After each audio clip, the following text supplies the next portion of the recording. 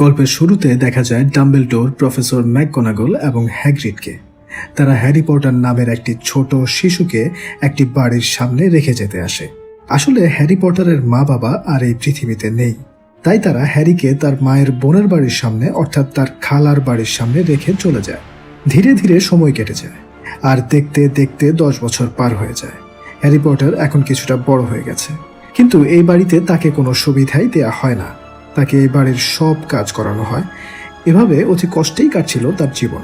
হঠাৎ করে একদিন এই 10 বছরের প্রথমবারের মতো হ্যারির জন্য একটি চিঠি আসে, কিন্তু তার আঙ্কেল সেই চিঠি হ্যারিকে দেয় না, কারণ তারা হ্যারিকে একদমই পছন্দ করে না। এরপর প্রতিদিনই হ্যারির নামে চিঠি আসতে থাকে, কিন্তু কোনোভাবেই হ্যারি চিঠিগুলো পড়ার সুযোগ পায় না। কিছুদিন পর দেখা যায় পুরো বাড়িতে চিঠির বৃষ্টি শুরু হয়ে গেছে।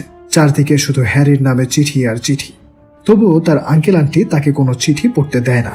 এরপর এক রাতে তারা হ্যারিকে নিয়ে একটি নির্জন দ্বীপে চলে যায়, যাতে কেউ তাকে খুঁজে না পায়। কিন্তু সেই রাতেই সেখানে হাজির হয় হ্যাগ্রিড। হ্যাগ্রিডের হাতে একটি কেক ছিল। সে হ্যারিকে বলে, আজ তুমি 11 বছর বয়সে পা দিলে। হ্যারি হ্যাগ্রিডকে চিনতে পারে না। তখন হ্যাগ্রিড তাকে বলে, তুমি নিশ্চয়ই হগওয়ার্টস স্কুলের কথা জানো। হ্যারি বলে, আমি হগওয়ার্টস স্কুল সম্পর্কে কিছুই জানি না। এটা শুনে হ্যাগ্রিড অবাক হয়ে যায়। তারপর সে হ্যারিকে বলে, এটা একটা জাদুর স্কুল, তোমার মা বাবাও জাদুকর ছিলেন। কিন্তু হ্যারি তার কথা বিশ্বাস করতে পারে না। তখন হ্যাগ্রিড হ্যারির হাতে একটি চিঠি দেয়, আর এটাই সেই চিঠি যেটা তার আঙ্কেল তাকে এতদিন পড়তে দেয়নি। চিঠিটি হগওয়ার্টস স্কুল থেকে পাঠানো হয়েছে। সেখানে লেখা ছিল, তোমাকে হগওয়ার্টস স্কুলে ভর্তি হওয়ার জন্য নির্বাচিত করা হয়েছে।